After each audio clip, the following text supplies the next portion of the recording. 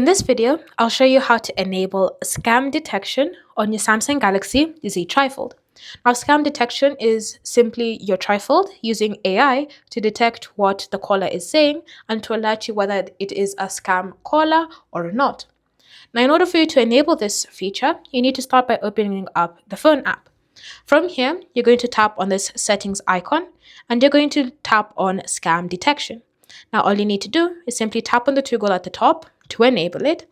Now, when you scroll down, you can even go ahead and customize how the scam notification is going to come through, whether tone is going to be played, as well as you'll feel any vibrations. So it's up to you to customize it to your liking. And once you've done that, now whenever any scam calls are detected, you'll be automatically notified so that you can avoid any issues that come with scam callers.